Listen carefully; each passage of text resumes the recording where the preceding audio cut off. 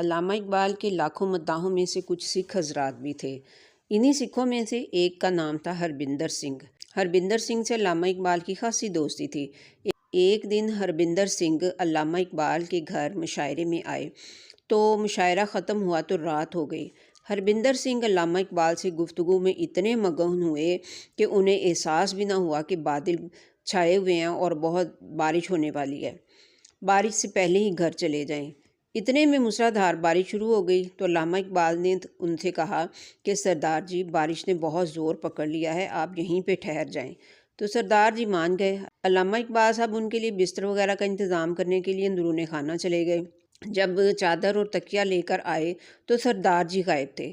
نوکر وغیرہ بھی سب سو چکے تھے۔ علامہ اقبال صاحب کھڑکیاں دروازے بند کرنے لگے تو انہوں نے ہربندر سنگھ کو پانی میں شرابور دروازے پر کھڑا پایا۔ علامہ صاحب نے انہیں اندر بلا لیا اور دریافت کیا کہ آخر وہ کہاں چلے گئے تھے۔ سردار جی بولے، میں تو اپنے گھر میں سلیپنگ سوٹ لینے اور یہ بتانے گیا تھا کہ آج علامہ صاحب نے مجھے اپنا مہمان بنا لیا ہے، اس لیے رات کو گھر نہیں آ سکوں گا۔ علامہ صاحب نے کہا کہ آپ گھر پہنچ ہی گئے تھے تو پھر واپس آنے کی کیا ضرورت تھی، وہیں پہ آرام کرتے۔ تو سردار جی نے کہا کہ آپ نے مجھے مہمان بنا لیا تھا، اس وڈیائی کو پورا تو کرنا ہی تھا نا، یعنی کہ اس شرف کو تو پورا کرنا ہی تھا نا۔